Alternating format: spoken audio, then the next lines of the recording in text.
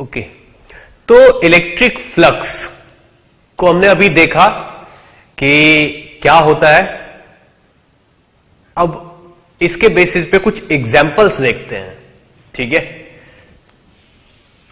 देखिए क्या एग्जाम्पल ले रहे हैं हम।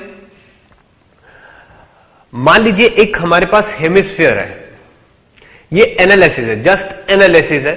मान लीजिए हमारे पास एक हेमिस्फीयर है ऐसे, ये ठीक है ना, ये इसकी एक्सिस है, ये किसी टेबल पे रखा हुआ है, ऐसे किसी टेबल पे रखा हुआ है ये हेमिस्फीयर हमारी।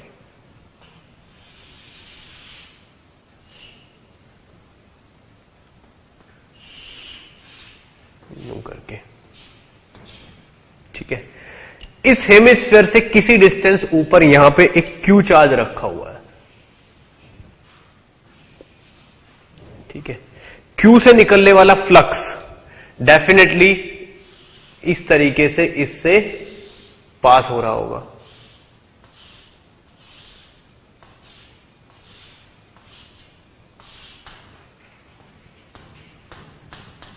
क्यू से निकलने वाला फ्लक्स, ठीक है। तो डेफिनेटली जो फ्लक्स यहां से पास हो रहा है वो यहां से बाहर निकल रहा होगा इस तरीके से, यूं।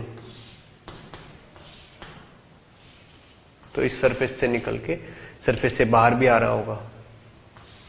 जो भी फ्लक्स एंटर होगा वो निकलेगा जरूर सरफेस से बाहर। तो क्या होता है, देयर आर टू सरफेस, एक तो फ्लैट सरफेस है, this is flat surface and this is curved surface. This is flat surface, मान लो S1, this is curved surface, मान लो S2, ठीक है। अब आप मुझे ये बताइए इस टाइम जब ये पोजीशन 1 पे है, ठीक है ना, तो at position 1 flux associated with surface S1 is equal to flux associated with surface S2। मतलब सरफेस 1 में घुसने वाला फ्लक्स, सरफेस 1 कौन सी है, सरफेस 1 तो ये वाली है, this is surface 1, this is surface 1। इस सरफेस 1 में एंटर होने वाला फ्लक्स निकलने वाले फ्लक्स से थोड़ा सा, मतलब निकलने वाले फ्लक्स के एग्जैक्टली बराबर है, ठीक है ना। अब हमने क्या किया, इस फ्लक्स को, इस चार्ज को थोड़ा सा शिफ्ट कर दिया इस तरफ, ये यहां पे। तो दिस इज पोजीशन 2। पोजीशन 2 पे भी क्या होगा, पोजीशन 2 पे भी ये वाला फ्लक्स जो एंटर करने वाला फ्लक्स है, पोजीशन 2 पे भी, ठीक है, जो फर्स्ट फ्लक्स है, flux associated to S1 is equal to होगा फ्लक्स एसोसिएटेड टू S2। लेकिन अब अगर इसको थोड़ा और आगे ले आए हम और अब पोजीशन यहां पे कर देते हैं, ये वाली 3rd नंबर की पोजीशन, पोजीशन 3। तो पोजीशन 3 पे क्या होगा, यहां पे इसमें एंटर करने वाला फ्लक्स, अब थोड़ी सिचुएशन चेंज हो जाएगी। अब क्या होगा, यहां से एंटर करने वाला फ्लक्स 3 पार्ट्स में डिवाइड हो जाएगा, 2 पार्ट्स में। तो कुछ फ्लक्स तो यहां से एंटर होगा, ठीक है ना, और कुछ फ्लक्स इसी सरफेस से एंटर होगा। अब सिचुएशन 3 में फ्लक्स एसोसिएटेड टू सरफेस 1, ठीक है ना, एंटरिंग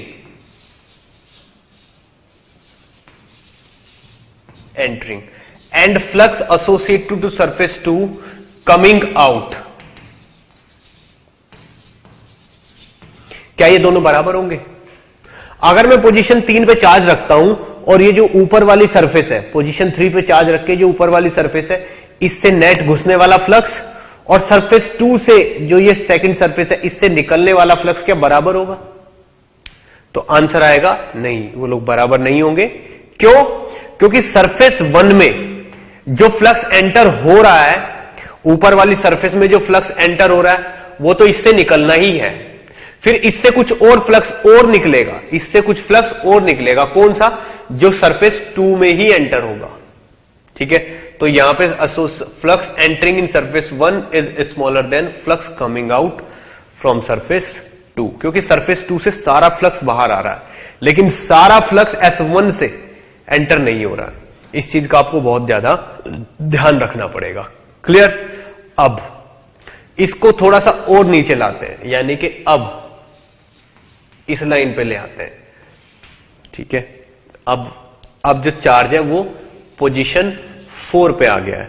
तो चार्ज अगर पोजीशन 4 पे आ गया है तो flux associated to surface 1 is equal to 0 हो जाएगा। क्यों? पोजीशन 4 पे तो 0 होना ही है, क्योंकि इसको टच करते हुए निकल जाएगा। But flux entering in S2 is equal to होगा flux coming out from S2।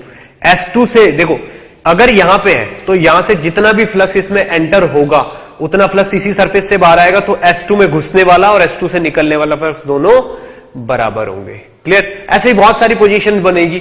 मान लो मैं यहां पोजीशन ले लेता हूं एक, ठीक है ना। अगर मैं इस वाली पोजीशन को ले लेता हूं, this is position 5, this is position 5, तो यहां से क्या होगा, इस तरीके से होगी चीजें। ठीक है ना।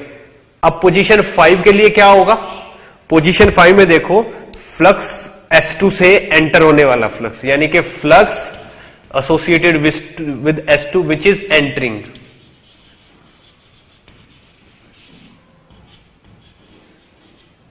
जो इसमें से एंटर कर रहा है वो flux, and flux associated to S2 coming out, क्या दोनों बराबर होंगे? इस 5th पोजीशन के लिए ऐसा नहीं होगा। क्यों नहीं होगा?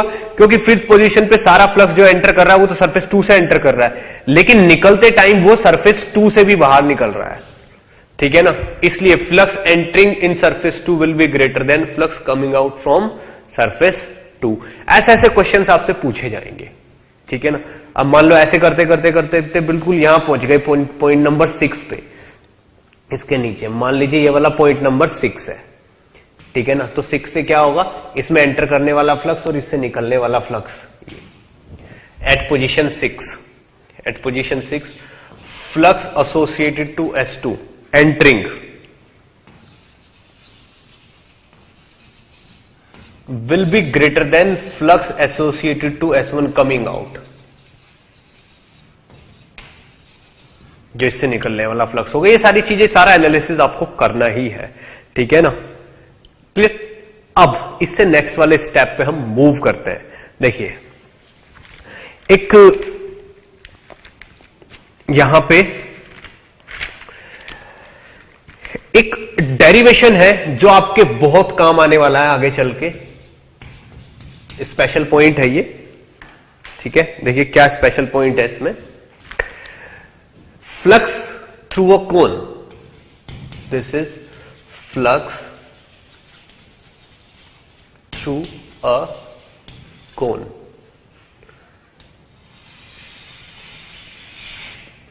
एक कोन के थ्रू फ्लक्स पता करना है हमें कितना है।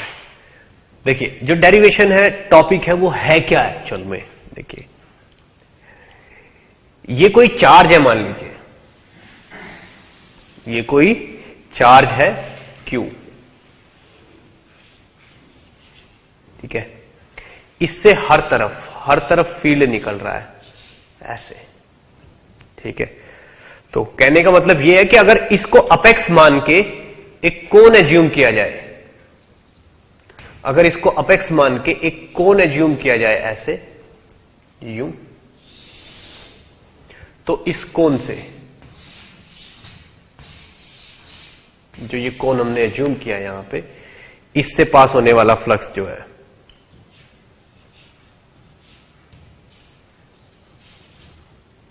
इससे इन टोटल कितना फ्लक्स पास हो रहा है।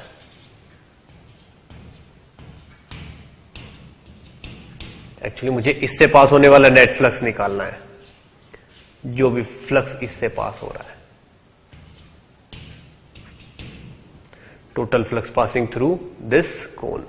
अब ये जो कोन है, अगर यहां पे देखा जाए तो इस कोण की एक ये सिमेट्रिकल लाइन है ये वाली, तो ये वाला जो एंगल बनता है, ये वाला angle, this is half angle, ठीक है ना। मान लीजिए ये थीटा है या फाई या कुछ भी है, तो मुझे एक रिलेशन डेवलप करना है कि Q से निकलने वाला फ्लक्स, टोटल फ्लक्स कितना है, फाई टोटल तो मुझे पता है, Q बाई एप्सिलॉन नॉट है, तो पता है मुझे, लेकिन एक पर्टिकुलर एंगल के कोण से कितना फ्लक्स बाहर निकलता है वो मुझे अभी फाइंड आउट करना है। क्लियर? आपके पास 2 मिनट का टाइम है, आप इसको ट्राई करिए, ठीक है ना, नोट करिए, फिर मैं आगे एक्सप्लेन करता हूं।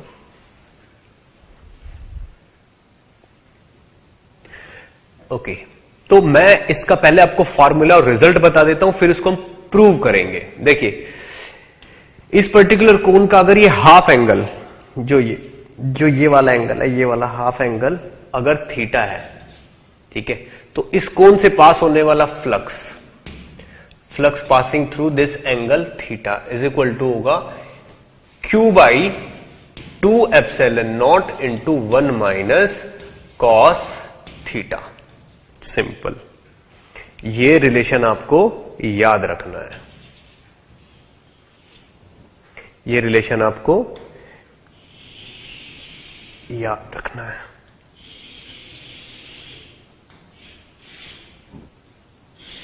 आगे बहुत जगह काम आना है।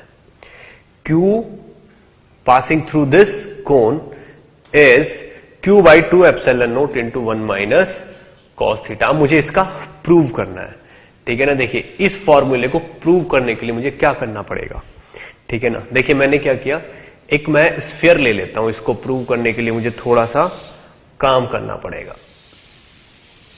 मान लीजिए मैंने एक स्फीयर ले लिया, ये, ठीक है ना, ये इसका सेंटर हो गया, इस सेंटर पे चार्ज रखा हुआ है Q, ठीक है ना। यहां से ऐसे एक लाइन ड्रॉ की आपने, जो कि यहां से ऐसे पास हो जाती है इस पॉइंट से, ठीक। एक थीटा एंगल लिया, ये वाला, और इस थीटा एंगल को ऐसे घुमा दिया, तो यहां से ये वाला जो इफेक्टिव हो गया, ये ऐसे हो गया इफेक्टिवली, ये वाली लेंथ हो गई। तो आप ये देखो, ये वाली चीज एक्चुअल में जो ये वाली चीज है, ये जो ये लाइन है, ये आपको दिखाई नहीं देगी, ये वाली लाइन आपको दिखाई नहीं देगी। यहां पे आपको केवल ये वाली लाइंस दिखाई देंगी, और ये यूं निकल जाएगा एक्चुअल में। तो इस जो स्फीयर हमने लिया है, इसकी आपको केवल ये वाली लाइनें दिखाई देंगी। अब आप ये देखिए, यहां से ये वाला एंगल अगर थीटा है, तो मैंने एक अरेंजमेंट और किया है, यहां से किसी भी आर्बिट्रेरी एंगल डी अल्फा के लिए, मान लो ये मैंने अल्फा एंगल ले लिया आर्बिट्रेरी, और साथ में ये डी अल्फा भी ले लिया। एक ये वाला एंगल अल्फा हो गया, और ये वाला एंगल क्या हो गया, डी अल्फा। और स्ट्रिप लेके फिर से ऐसे ही एक स्ट्रिप्स बना दी यूं करके, ये इफेक्टिवली ये वाला एक मैंने एरिया ले लिया।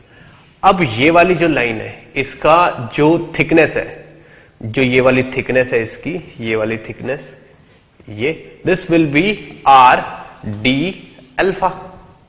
ये क्या होगा, आर डी अल्फा। और इस स्ट्रिप का जो ये सर्कल बन रहा है, इसकी जो रेडियस होगी, ये वाली radius, this radius will be R sine alpha. ये रेडियस आर साइन अल्फा होगी। तो अब आप देखिए, इस स्ट्रिप का एरिया क्या होगा, ये जो स्ट्रिप मैंने ली है, इसका एरिया क्या होगा, area of the strip, area of the strip, ठीक है। देखिए, मुझे इतना पता है कि इस स्फीयर से टोटल पास होने वाला फ्लक्स तो Q बाई एप्सिलॉन नॉट होगा, लेकिन इस स्ट्रिप से पास होने वाला फ्लक्स क्या होगा, total flux by total area multiply by इस स्ट्रिप का एरिया। और फिर मैं इस स्ट्रिप को यहां से लेके यहां तक इंटीग्रेट कर दूंगा, तो इस टोटल कोन से पास होने वाला फ्लक्स आ जाएगा, ठीक। आई होप कि मेरा प्लान आपको समझ आ रहा होगा कि मैं क्या करने वाला हूं अभी, ठीक है। तो यहां पे ये जो स्ट्रिप हमने एज्यूम की है, इसका एरिया कितना होगा, 2 pi r sine alpha into r d alpha, ये इसका एरिया होगा डी ए। ये हो गया डी ए।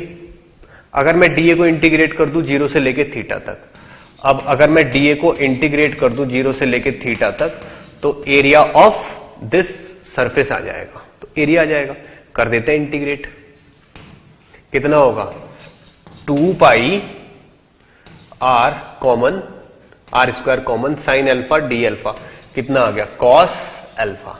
कहां से कहां तक, 0 से लेके थीटा तक, तो विद माइनस साइन, तो ये आ गया 2 pi are square into 1 minus cos alpha. ये एरिया आ गया है। अब ये होना भी चाहिए एरिया यही, क्यों? क्योंकि अगर थीटा की वैल्यू, स्पेशल केस क्या है, अगर इस थीटा की वैल्यू देखिए, ये वाला एंगल कितना है थीटा, ये टोटल एंगल यहां पे अभी थीटा ही है, this is theta, this is theta, overall angle is theta.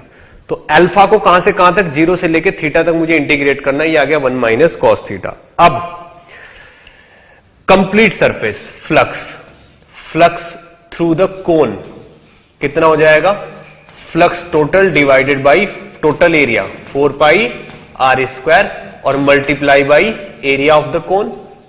कौन सा वाला एरिया, ये वाला एरिया, ऊपर ऊपर का एरिया, ठीक। और ऊपर ऊपर का एरिया कितना आया है, ये वाला।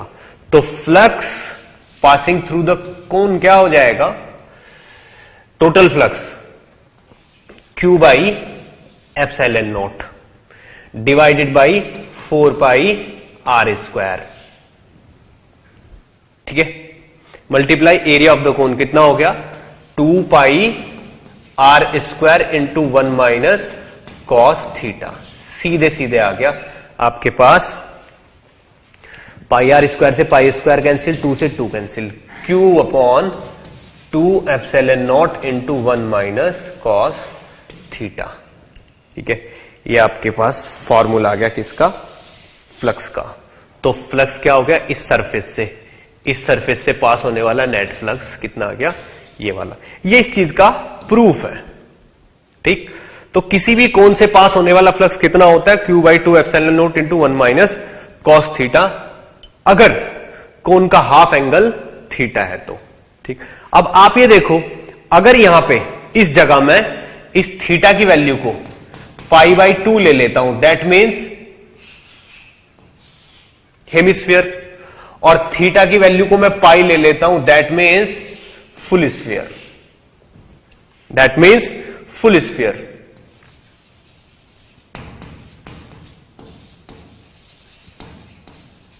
आप खुद ही देखिए, अगर थीटा को आप बढ़ाते चले गए इस थीटा को, तो ये सेमिस्फीयर, हाफ हेमिस्फीयर हो जाएगा, और बढ़ाते जाएगा तो कंप्लीट स्फीयर हो जाएगा। आप चाहे तो इस फॉर्मूले में, ये जो एरिया का फॉर्मूला है, ये जो एरिया का फॉर्मूला, आप इस फॉर्मूले को भी बहुत ही वैल्यूएबल कंसीडर करिए, क्योंकि ये किसका एरिया देता है, किसी भी कोन की अपर सरफेस का, ठीक है। तो इस एरिया में अल्फा की वैल्यू को आप पाई पुट करके देखिए, 1 minus minus 1 2 4 pi are square, यानी कि टोटल सरफेस एरिया आ जाएगा। क्लियर, इस चीज को अच्छे से नोट करिए। फिर मैं इस फॉर्मूले का यूज कई एग्जांपल्स में करूंगा अभी।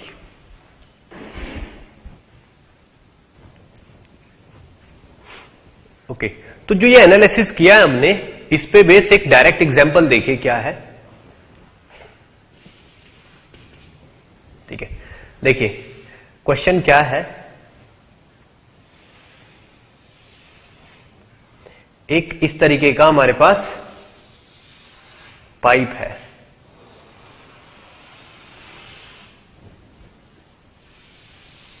न्यू, ठीक है। ये वाली सरफेस मान लीजिए विजिबल नहीं है, इट्स लाइक दिस। इसके सेंटर पे, इसके सेंटर पे देखिए, ये वाली रेडियस, ये वाला डिस्टेंस है 2r, ठीक है, और ये वाली डिस्टेंस भी 2r ही है। अब इसके बिल्कुल सेंटर पे, इस जगह पे एक चार्ज रख दिया है, इस जगह पे Q, ठीक है ना। पूछा है find flux passing through curved surface.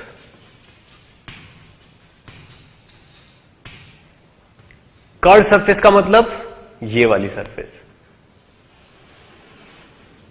This is your curved surface. तो ये वाली सरफेस से पास होने वाला फ्लक्स पूछा है उसने, ये वाली सरफेस से पास होने वाला फ्लक्स, ठीक है ना। तो इस कर्व्ड सरफेस से पास होने वाला फ्लक्स बताना है क्या होगा। ये सेंटर पे रखा हुआ है चार्ज। तो आप ये देखिए, मैं चाहूं तो इसकी एक्सिस ड्रॉ कर सकता हूं ऐसे, ठीक। और आप ये देखिए, अगर मैं यहां से, इस जगह से यहां तक का ये लूं, तो ये एक अपने आप में कोण बनता है, ठीक है। अब अगर इस चीज को थोड़ा और इफेक्टिवली देखा जाए तो ये अरेंजमेंट समझ लीजिए ऐसा है, यहां पे बढ़ा हुआ है, यहां पे एक ये है, एक ये है, यहां पे ये वाली डिस्टेंस आर हो गई और यहां से लेके यहां तक की डिस्टेंस भी आर हो गई। तो ये वाला एंगल कितना हो गया, ये वाला एंगल 45 डिग्री। तो आप ये देखिए, अगर मैं इस जगह पे कोई चार्ज क्यू रख दूंगा तो यहां से पास होने वाला फ्लक्स ये बहुत इजीली निकल सकता है। आप देखो इस कोन से पास होने वाला फ्लक्स कैसे निकालोगे आप, यहां से कितना फ्लक्स होगा, ये 45 का एंगल है, तो फ्लक्स, ये वाला फ्लक्स कितना होगा, Q upon 2 epsilon not 1 minus cos 45, यानी कि Q by 2 epsilon naught into √2 minus 1 by √2, इतना फ्लक्स होगा। अब इतना ही फ्लक्स इधर वाली सरफेस से निकलेगा, ठीक है। तो टोटल फ्लक्स क्या हो जाएगा, बताइए बताइए, टोटल फ्लक्स क्या हो जाएगा। तो यहां पे फ्लक्स टोटल कितना है, Q बाई एप्सिलॉन नॉट। तो flux passing through curved surface will be equal to phi total minus 2 into, मान लीजिए ये फाई है flat surface, this is phi flat, this is phi flat surface, minus 2 into flux passing through flat surface, यानी कि Q by epsilon naught minus 2 times into Q by 2 epsilon naught into √2 minus 1 by √2, ये चीज आ जाएगी। तो आप ये देखिए, इसको सॉल्व करके आपके पास आपका आंसर निकल आएगा, ठीक है। तो देखिए आंसर क्या बनेगा, यहां पे Q बाई एप्सिलॉन नॉट को आप कॉमन ले लीजिए और इस वाले 2 से वाला 2 काट दीजिए, तो 1 minus Q by epsilon naught √2 minus 1 by √2, ठीक है ना। ये जो भी आएगा, this is flux passing through the curved surface आ जाएगा और यही आपका आंसर भी होगा, ठीक है। इसको नोट करिए अच्छे से, फिर मैं आगे बढ़ता हूं।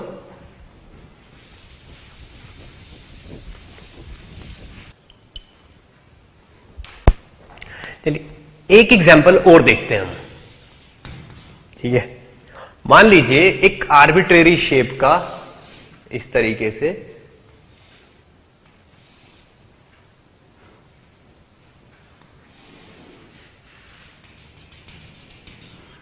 एक बिल्कुल आर्बिट्रेरी शेप का वेसल है, यूं करके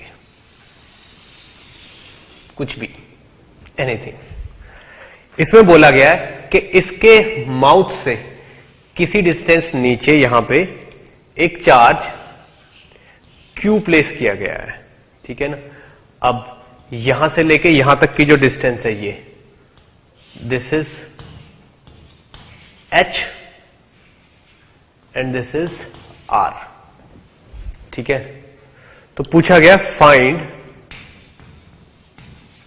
flux passing through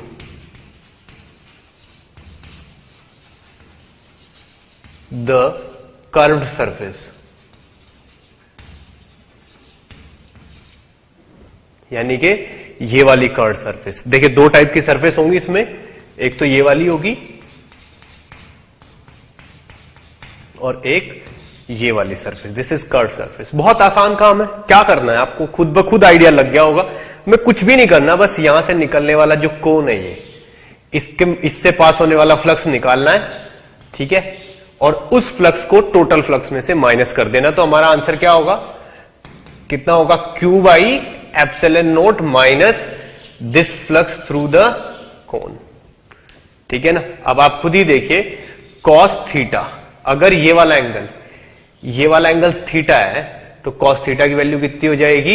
cos theta की वैल्यू हो जाएगी h over under root of R square plus H square. ये हो जाएगी यहां पे cos थीटा की वैल्यू। तो ये कितना हो जाएगा? q by epsilon naught minus q by 2 epsilon naught into 1 minus cos theta. 1 minus cos theta कितना? h over under root of R square plus H square, और इसका ये वाली चीज हो जाएगी फ्लक्स फाई। ठीक, यही आपका फाइनल आंसर भी बनेगा। ठीक, अब एक क्वेश्चन और देखिए यहीं पे। ये थोड़ा अलग है। मान लीजिए एक सिलेंडर है हमारे पास, कुछ भी बिल्कुल आर्बिट्रेरी शेप का सिलेंडर है ये।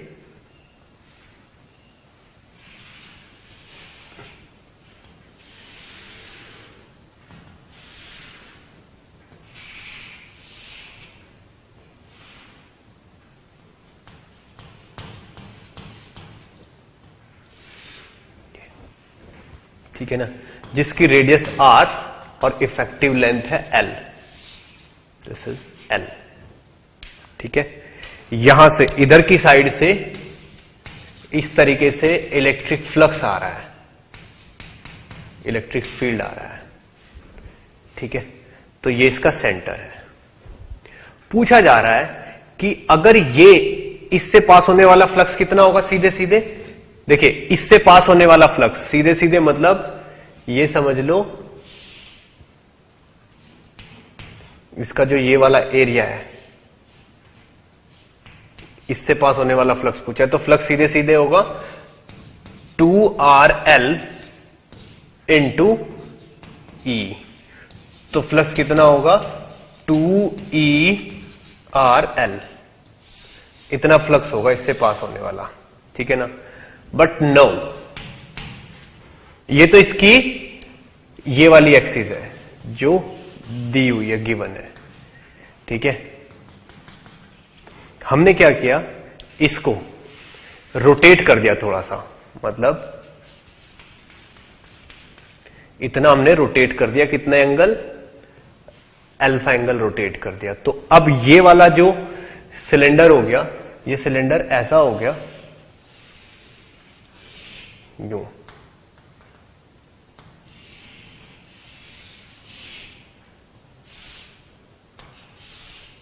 ये हो गया सिलेंडर ऐसे।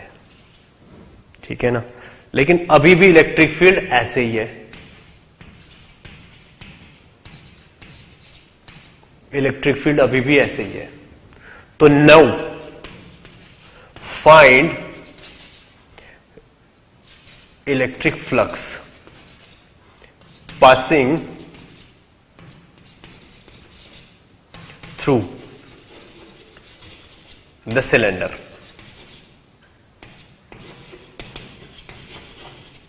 सिलेंडर से पास होने वाला फ्लक्स बताइए क्या होगा। ठीक, इसके लिए मैं आपको 2 मिनट का टाइम देता हूं, आप ट्राई करिए, फिर मैं एक्सप्लेन करूंगा।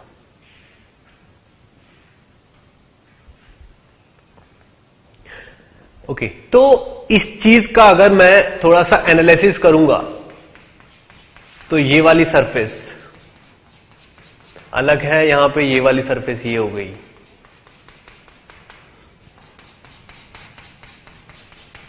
इस तरीके से बदल गई ये वाली सरफेसेस जो है। अब इस चीज को इमेजिन करिए और देखिए इसकी शैडो कैसी आती है। देखिएगा, मान लीजिए हमारे पास एक स्क्रीन है, एक हमारे पास स्क्रीन है। अगर ये सिलेंडर है, अगर ये सिलेंडर है तो स्क्रीन पे अगर मैं यहां पे एक स्क्रीन ले लेता हूं इस तरीके की, यूं,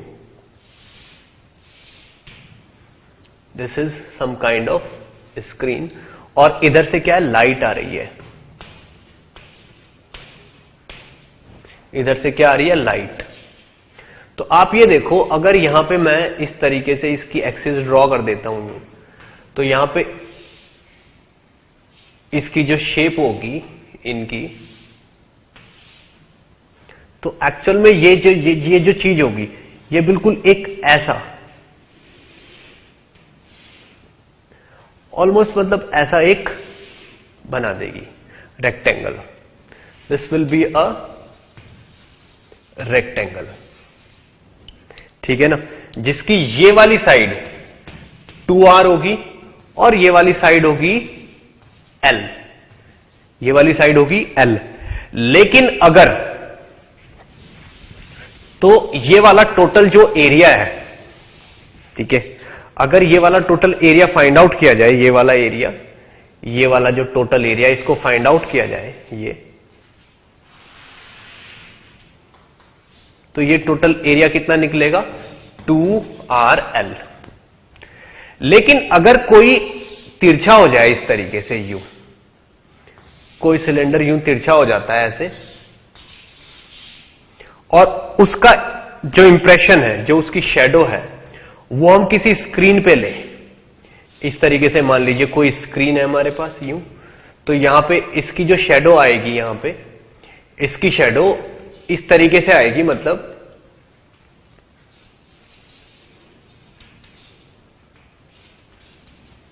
इसकी शेडो किस तरीके से आएगी, ऐसे,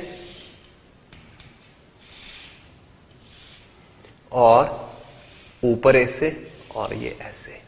जो अपर हाफ पोर्शन है, ये जो यहां का अपर हाफ पोर्शन है ना, ये वाला, वो तो ये वाला हो जाएगा, और जो इसका ये लोअर हाफ है, ये वाला, ये वाला, ये वाला हो जाएगा यहां पे।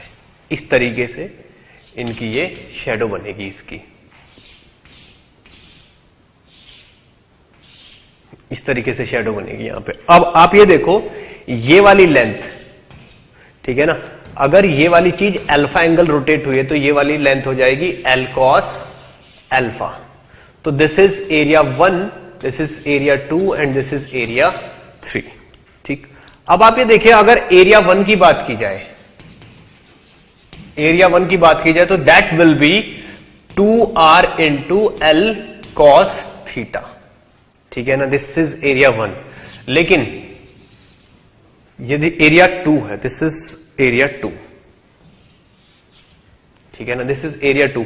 एरिया 2 में क्या होगा, ये वाली लेंथ स्क्वीज होकर एल कॉस थीटा हो जाएगी, लेकिन ये ऊपर वाले जो ये हेमिस्फीयर्स हैं, एक्चुअल में आधा तो इसके अंदर घुस गया है और आधा ये वाला हाफ इसके ऊपर की साइड है, ये वाला, और नीचे वाला हाफ यहां पे नीचे की साइड है। तो आप ये देखिए, इफेक्टिवली जब ये अल्फा 0 था, when alpha is 0 then area was 0, but if alpha is equal to 90 degree then area will be pi r square। जब ये पूरा का पूरा ये हो जाएगा तो area will be pi square by 2, ये ऊपर वाले हाफ का, और लोअर वाले हाफ का भी ये होगा पाई r स्क्वायर बाई 2। तो अगर ये पूरा 90 हो जाएगा तो यहां का इस वाले चीज का एरिया देखो, ये जो ऊपर वाली सरफेस है इसका इफेक्टिव एरिया कितना था 0, और जब ये 90 हो जाएगा तो पूरा हो जाएगा। इसका मतलब एरिया जो है, ये वाला जो एरिया, वो साइन थीटा के अकॉर्डिंग वेरी कर रहा है। तो यहां पे area 1 and 3 follow sine theta. तो बस अब आप ये देखिए, जो ऊपर वाला area, this is pi r square by 2 and this is pi r square by 2। तो यहां पे नेट एरिया कितना हो जाएगा आपका, जो इफेक्टिव एरिया है, नेट इफेक्टिव एरिया आपका हो जाएगा A is equal to 1 plus 2 plus 3। तो 1 वाला एरिया हो जाएगा आपका pi r square by 2 sine alpha plus 2RL cos alpha plus pi r square by 2 sine alpha. तो फाइनली आपका एरिया हो जाएगा pi r square sine alpha plus 2RL cos alpha, ये हो जाएगा आपका एरिया, ठीक है। और flux passing through the area कितना हो जाएगा, E इंटू ए। क्लियर, यही आपका आंसर होगा। E की मल्टीप्लाई कर दीजिए इसमें, ठीक है ना, पाई r square sine alpha plus 2RL cos alpha. ये आपका फाइनल आंसर हो जाएगा। क्लियर? इस चीज को समझने की कोशिश करिएगा, इमेजिन करोगे तो समझ में आ जाएगा। ठीक।